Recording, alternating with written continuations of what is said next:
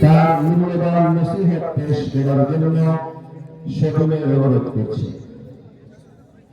জনায়েত ওই ওখান থেকে এটা বাঙ্গাল হয়ে গেল।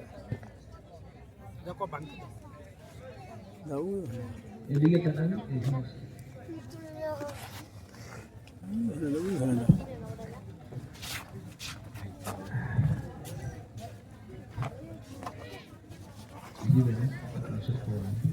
অত্র মাদ্রাসার হিফজ বিভাগের ছাত্র হাফেজ মোহাম্মদ রিয়াদ হাসান, পিতা মোহাম্মদ বাবুল মিয়া, গ্রাম সোনাতলা, ডাকঘর শাহঘাটা, থানা শাহঘাটা, জেলা গাইবান্ধা। দস্তারে ফজিলত গ্রহণ করছে হাফেজ রিয়াদ হাসান, পিতার নাম বাবুল মিয়া, গ্রাম সোনাতলা, ডাকঘর শাহঘাটা, থানা শাহঘাটা, জেলা গাইবান্ধা।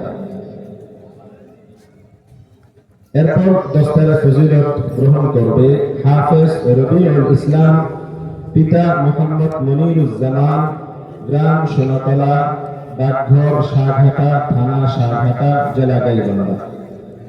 দস্তারে ফজিলত গ্রহণ করছে হাফেজ রবিউল ইসলাম, পিতা মোহাম্মদ মনিরুজ্জামান, গ্রাম সোনাতলা, ডাকঘর শাহঘাটা, থানা শাহঘাটা, জেলা গাইবান্ধা।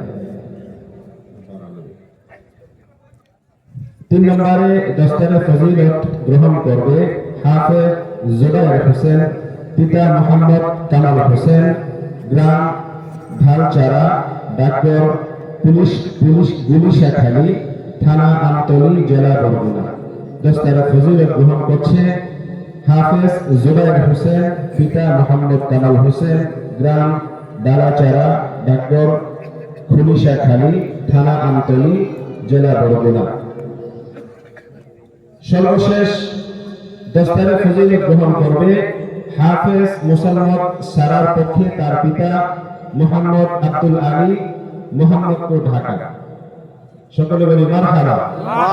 একজন হাফেজা ছাত্রী পবিত্র কালামে পাকের সম্পূর্ণ হিফজ করেছে, তার পক্ষে দস্তারে ফজিলত গ্রহণ করছে তার পিতা মোহাম্মদ আব্দুল আলী, মোহাম্মদপুর, ঢাকা। আল্লাহ রাব্বুল আলামিন যে সকল হাফেজ এবং হাফেজার মাথায় পাগড়ি উঠিয়ে দেয়া হলো, আল্লাহ রাব্বুল আলামিন তাদেরকে হাফেজ আলেমে হক্কানি রব্বানি হিসেবে কবুল করুন। সকলে বলি আমিন। আমিন।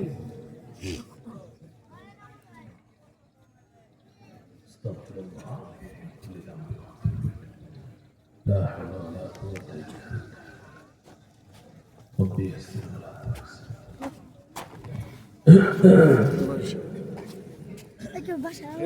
السلام عليكم ورحمة الله وبركاته. الحمد لله نحمده ونستعينه ونستغفره ونؤمن به ونتوكل عليه ونعوذ بالله من شرور أنفسنا ومن سيئات أعمالنا. من يهده الله فلا مضل له ومن يضلله فلا هادي له. ونشهد أن لا إله إلا الله وحده لا شريك له. ونشهد أن سيدنا وسندنا وحبيبنا وحبيب ربنا وطبيبنا وطبيب قلوبنا ومولانا محمدا عبده ورسوله أرسله الله إلى كافة الناس بشيرا ونذيرا وداعيا إلى الله بإذنه وسراجا منيرا. أما بعد فقد قال الله تعالى في كلامه المجيد والفرقان الحميد: أعوذ بالله من الشيطان الرجيم. بسم الله الرحمن الرحيم. يرفع الله الذين آمنوا منكم والذين أوتوا العلم درجات وقال تعالى إنما يخشى الله من عباده العلماء وقال رسول الله صلى الله عليه وسلم أنا أعلمكم بالله فأخشاكم أو كما قال رسول الله صلى الله عليه وسلم صدق الله مولانا العظيم وصدق رسوله النبي الكريم ونحن على ذلك من الشاهدين والشاكرين والحمد لله رب العالمين সকলে একবার মুহাব্বতের সাথে দুরূদ ইব্রাহিমি পড়ি আল্লাহুম্মা সাল্লি আলা মুহাম্মাদিন ওয়া আলা আলি মুহাম্মাদ কামা সাল্লাইতা আলা ইব্রাহিম ওয়া আলা আলি ইব্রাহিম ইন্নাকা হামিদুম মাজিদ اللهم بارك على محمد وعلى آل محمد كما باركت على إبراهيم وعلى آل إبراهيم إنك حميد مجيد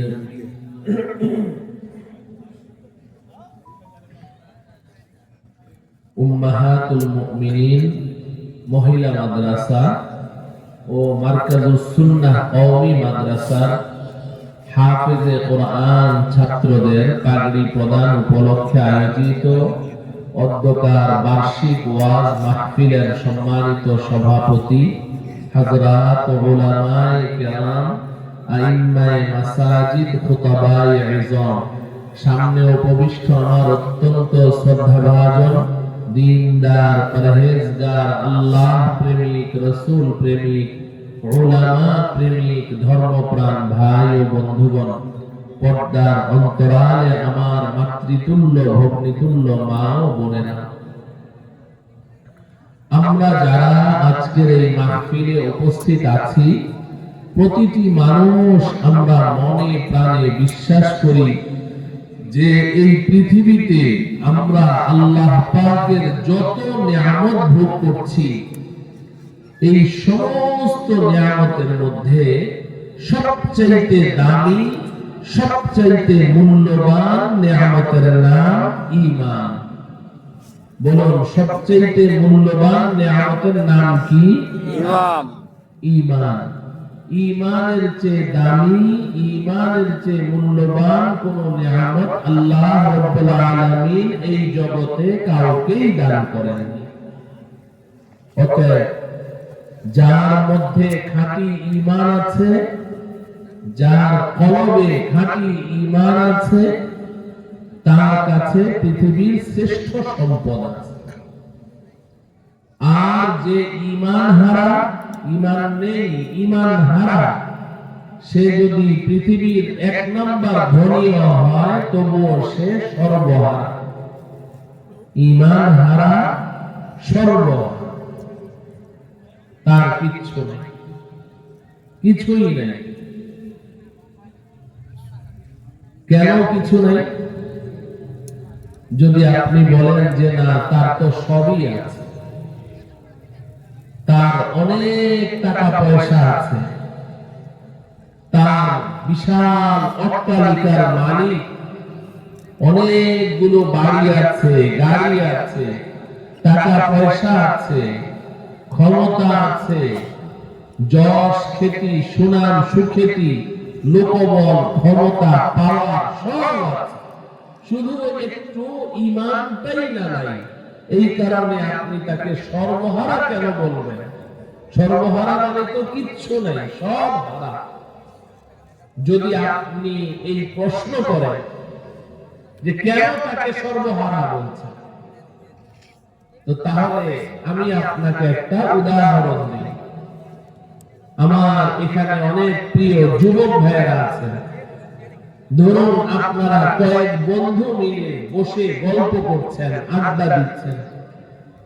হঠাৎ করে এক বন্ধু তার বুকে হাত চাপা দিয়ে লম্বা হয়ে শুয়ে পড়ল।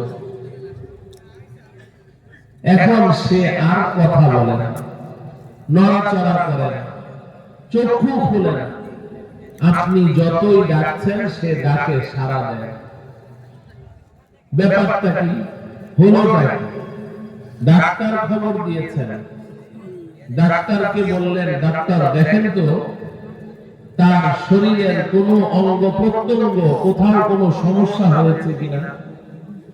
ডাক্তার মাথা থেকে পা পর্যন্ত পুরাটা চেক আপ করে বললেন, না, তার শরীরের কোথাও কোনো সমস্যা দেখছি না, প্রত্যেকটা অঙ্গ প্রত্যঙ্গ ঠিকঠাক আছে।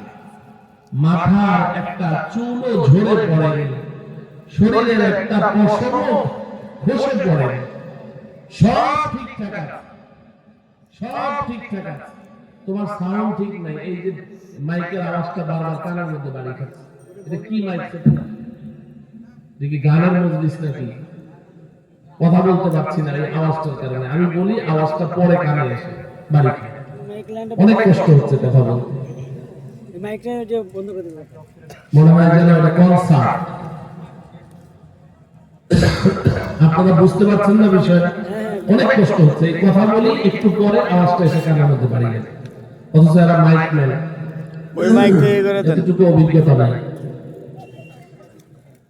তো এখন আমার দিকে তাকান, ওর কাজ ও করো, এদিকে তাকান। এখন ডক্টর তার মাথা থেকে পা পর্যন্ত হোল বডি চেক আপ করলেন, করে বললেন ওর শরীরে কোথাও কোনো সমস্যা নেই, সব অঙ্গ প্রত্যঙ্গ ঠিকঠাক আছে। আপনি জিজ্ঞাসা করছেন, ডাক্তার সবই যদি ঠিকঠাক আছে তাহলে ও কথা বলে না কেন? সবই যদি ঠিকঠাক আছে ও নড়াচড়া করে না কেন? সবই যদি ঠিকঠাক আছে ও চক্ষু খুলে না কেন? সবই যদি ঠিক আছে ডাকলে সাড়া দিচ্ছে না কেন? তো ডাক্তার বলছে ওর অঙ্গ প্রত্যঙ্গ যা যা আছে সব ঠিকঠাক আছে, কোথাও কোনো সমস্যা নাই, সব ওকে। এক জায়গায় একটু সমস্যা আছে। বলে সেই সমস্যাটা কি? বলে ওর জানটা বের হয়ে গেছে। ওর জানটা কি? বাকি সব ঠিক আছে, শুধু কি হয়েছে? জানটা বের হয়েছে, বাকি সব ঠিক আছে। এখন বলেন, এই যে সব ঠিক আছে খালি একটু জানটা বের হয়ে গেছে, এটা কি সামান্য প্রবলেম না পুরাটাই প্রবলেম? পুরাটাই প্রবলেম। যখন জানটা বের হয়ে গেল আপনি এখন বলছেন লাশ। কি বলছেন? লাশ। আমিও বলছি লাশ, পুরা দুনিয়া বলছে লাশ। অথচ লাশ অর্থ কি জানেন? লাশ আরবি শব্দ, দুইটি শব্দ একত্রে মিলে লাশ হয়েছে। একটি হলো লা আর একটি হলো সাই। লা সাই দুইটা মিলে হয়েছে লাশ। লা মানে নাই, সাই মানে কিচ্ছু, লাশ মানে কিচ্ছু নাই। লাশ অর্থ কি? কিচ্ছু নাই। লাশ অর্থ কি? কিচ্ছু নাই। এখন আপনি যখন ওকে লাশ বলছেন তখন আমি এবার আপনার সাথে তর্ক জুড়ে দিব, ঝগড়া লাগিয়ে দিব। কেন রে ভাই বলছো কিচ্ছু নাই? লাশ মানে তো কিচ্ছু নাই। আমি তো দেখি সবই আছে, শুধু একটু জানটুকুই না নাই, বাকি সবই আছে। তোমার পুরো বডিতে যত যত অঙ্গ প্রত্যঙ্গ আছে সব আছে, ওর তো কোথাও কোনো সমস্যা দেখছি না, শুধু এক জায়গায় একটু প্রবলেম, ওর জানটা বের হয়ে গেছে, বাকি সব ঠিক আছে। তুমি কেন বলছো কিচ্ছু নাই? আপনি জবাব কি দিবেন? আরে ভাই, যদি জান না থাকে তাহলে এগুলো থেকে কি লাভ? এগুলো থাকা আর না থাকা সমান। বলেন ঠিক না বেঠিক? এটাই হয়। তাহলে বুঝে রাখেন, ঈমান নাই মানে কিচ্ছু নাই। ঈমান যদি না থাকে তাহলে আপনার যা কিছু আছে এগুলো থেকে কোনো লাভ নেই। ঠিক। ঈমান হারা সর্বহারা, ঈমান হারা সর্বহারা। সর্ব। আল্লাহ রাব্বুল আলামিন কোরআনে হাকিমে এই কথা পরিষ্কার বলেছেন।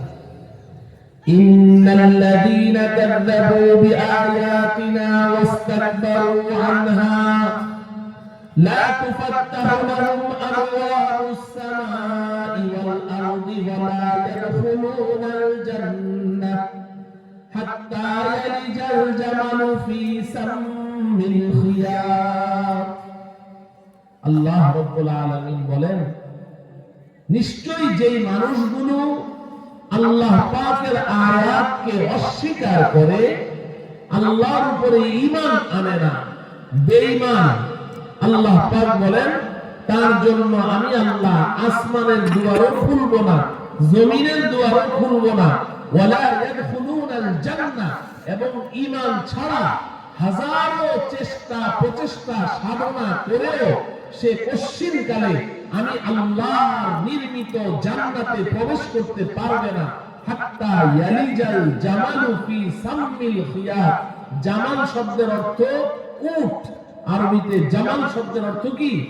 উট। আর সাম্মুল খিয়াত মানে সুইয়ের পাছার ছিদ্রি, সুইয়ের পাছার ছিদ্রিকে সাম্মুল খিয়াত বলা হয়। আল্লাহ পাক বলেন, একটা সুইয়ের পাছার ছিদ্রির ভিতর দিয়ে একটা জ্যান্ত উট চলাফেরা করা যেমন অসম্ভব, ঈমান ছাড়া জান্নাতে যাওয়াও তেমন অসম্ভব। অতএব ঈমান হারা সর্বহারা। বলেন ঈমান হারা সর্বহারা। আমি তো ঈমানের দৃষ্টান্ত পেশ করে থাকি একটি এক সংখ্যার সাথে। আপনি ব্ল্যাকবোর্ডে এক লিখেছেন, ব্ল্যাকবোর্ডে এক লিখেছেন, একের মূল্য একই। এবার একের ডানে একটা শূন্য দেন, কত হবে? 10। আরেকটা শূন্য বসালাম, কত হলো? 100। আরেকটা শূন্য দিলাম 1000। আরেকটা শূন্য দিলাম 10,000। আরেকটা শূন্য দিলাম 1 লক্ষ। আরেকটা শূন্য দিলাম 10 লক্ষ। আরেকটা শূন্য দিলাম 1 কোটি। আপনি আর আমি এভাবে হা করে তাকিয়ে আছি। বাপরে বাপ, একটা শূন্যের কত পাওয়ার! এক একটা শূন্য আসে 100কে 1000 বানায়, আরেকটা শূন্য আসে 1000কে লাখ বানায়, আরেকটা শূন্য আসে লাখকে কোটি বানায়। শূন্যের কত দাম! বসে বসে ভাবছি এক একটা শূন্যের কত পাওয়ার, কত শক্তি, কত দাম। কিন্তু ভাই, যদি আমার মতো বোকা শোকা কোন একজন তালিবুল ইলম, কোন একজন ছাত্র, ও যদি চিন্তা করে ব্ল্যাকবোর্ডে এইভাবে সারিবদ্ধভাবে সাজানো শূন্যগুলো কি সুন্দর দেখা যাচ্ছে, কিন্তু শুরুতে একটা বাঁকা একটা এক সংখ্যা, এটা একদম বেঢঙ্গা লাগছে, একটুও মানাচ্ছে না। ও করলো কি, পকেট থেকে একটা রুমাল বের করে অথবা টিস্যু দিয়ে এই একটা মুছে ফেললো, আর বাকি সব শূন্যগুলো ঠিকঠাক আছে। এবার বলেন তো দেখি, 1 কোটির মধ্যে কত রইল? আছে কিছু? কেন? সবই তো আছে, সবই তো আছে। এতক্ষণ পর্যন্ত যে এই শূন্যগুলোকে এত শক্তিশালী মনে করেছি, এত পাওয়ারফুল মনে করেছি, যে এক একটা শূন্যের কত পাওয়ার, যে বসে 100কে 1000 বানায়, 1000কে লাখ বানায়, লাখকে কোটি বানায়, এক একটা শূন্যের কত পাওয়ার। এখন আমার কাছে পরিষ্কার হয়ে গেল, পাওয়ারটা আসলে শূন্যের মধ্যে না, পাওয়ারটা কিসের মধ্যে? একের মধ্যে। এক আছে তো শূন্যের দাম আছে, এক নেই তো এই পুরা এলাকা যদি আমি শূন্য দিয়ে ভরে ফেলি, কোনো দাম আছে? ও আমার প্রিয় ভাইয়েরা, বিশেষ করে আমার যুবক ভাইয়েরা, আমার আপনার ঈমানটাকে এভাবে বুঝতে হবে। যদি আমার আপনার মধ্যে ঈমান আছে, তো ওই এক আছে। এবার পাশে খালি শূন্য বসান, খালি বাড়তেই থাকবে, বাড়তেই থাকবে। এখন বলবেন ঈমানের পাশে আবার শূন্য কি বসাবো? ঈমানের পাশে আপনি যত ভালো কাজ করবেন, যেই কাজটাই করবেন, আপনার আমলনামায় খালি নেকি লেখাই হতে থাকবে। সুবহানাল্লাহ। বাড়তেই থাকবে। একজন ইমানদার মুসলমান হাসলেও দাম, কাঁদলেও দাম, আবার যদি বাজারে যায় সেটাও দাম, খেতে বসলেও দাম, টয়লেটে গেলেও দাম, যা করে তাই দাম। কেন? তার মধ্যে ওই এক আছে। আল্লাহ রাব্বুল আলামিন আমাদের সকলকে খাঁটি ঈমানের মালিক হওয়ার তৌফিক দান করুন। আমিন। নবীজি সাল্লাল্লাহু আলাইহি ওয়াসাল্লাম আমাদেরকে ঈমান বুঝিয়েছেন বড় চমৎকার চমৎকার দৃষ্টান্ত দিয়ে। নবীজি বলেন, ওয়া আন তালকা আখাকা বিওয়াজহিন তালিকিন সাদাকাতুন এই আমার উম্মত শুনো, তোমার মধ্যে যদি ঈমান থাকে তাহলে তোমার মূল্য কত তুমি কি জানো? তুমি ঘর থেকে বের হয়েছো, তোমার এক প্রতিবেশী ভাইয়ের সাথে দেখা, তুমি তার দিকে তাকিয়ে চেহারাটা একটু হাসি হাসি করে রাখো, গাল ফুলিয়ে থেকো না, ভাব সাপ নিয়ে থেকো না যে আমি অমুক সাহেব তমুক সাহেব, সবার দিকে তাকিয়ে হাসতে নাই, হাসলে তো আমার প্রেস্টিজ কনসার্ট হয়ে যাবে। না, তোমার একজন প্রতিবেশী ভাই, তুমি শুধু তার দিকে তাকিয়ে একটু মুচকি হাসি, মুখটা একটু হাসি হাসি করে রেখেছো, বাস, আর কিছু লাগবে না। তোমার মধ্যে ঈমান আছে না, এই হাসিটা দেয়া মাত্রই তোমার আমলনামায় একটি কবুল সাদাকার সওয়াব লিখে দাও। নবীজি বলছেন ওয়া আন তালকা আখাকা বিওয়াজহিন তালিকিন সাদাকাতুন। নবীজি বলেন হাত্তা আন তারফা লুকমাতান ফি ফিমরাআতিকা সাদাকাতুন। এই ঈমানদার মুসলমান শোনো, তোমার মধ্যে ঈমান আছে তো তোমার মূল্য কত বেশি। তুমি খানা খেতে বসেছো, দস্তরখান বিছিয়ে খানা খেতে বসেছো, দস্তরখানের অপর প্রান্তে তোমার প্রিয়তমা স্ত্রী তোমাকে খাবার বেড়ে দিচ্ছে, তুমি বসে বসে খাও, উনি বেড়ে দিচ্ছেন, তুমি বসে বসে খাচ্ছ। খানা খেতে খেতে একটা লোকমা খাবার তোমার বিবির মুখে তুলে দাও, সাথে সাথে তোমার আমলনামায় একটা কবুল সাদাকার সওয়াব লিখে দাও। সুবহানাল্লাহ। এই কাজটা তো অনেক কঠিন, তাই না? বিবির মুখে এক লোকমা খাবার তুলে দেওয়া অনেক কঠিন না? না, সহজ? সহজ বলেন কঠিন না সহজ? সহজ। সবাই বলছেন সহজ। এখন যদি জিজ্ঞাসা করি কয়জনে করেন, খুঁজে পাওয়া মুশকিল হবে। কেউ আমি করে না, করি, আমি আমি বলছি না, দুই চারজন থাকতেও পারে, শরমে হাত উঠাবে না হয়তো বা, কিন্তু আমরা অধিকাংশরাই এটা করি, অধিকাংশরাই এটা করি। আমি করি। অথচ নিজের স্ত্রীকে খুশি করার জন্য, নিজের বিবির মুখে হাসি ফুটানোর জন্য আমরা অনেক অন্যায় কাজ পর্যন্ত করি, অনেক অন্যায় করি। বিবি আবদার করেছে ঘরে টেলিভিশন লাগবে, বিবিকে খুশি করার জন্য ঘরে টেলিভিশন এনে দিচ্ছি। টেলিভিশন আনার পরে বলে যে না, এই টেলিভিশন আমার পছন্দ না, আমি তো এটা চাই না। বলে কোনটা? বলে এখানে নেট কানেকশন দিতে হবে। সেটাও দিচ্ছি বিবিকে খুশি করার জন্য। এরপরে আরেকদিন এসে দেখেন বিবির মুখ গোমরা, কেন কি হয়েছে? টেলিভিশন তো এনে দিলাম।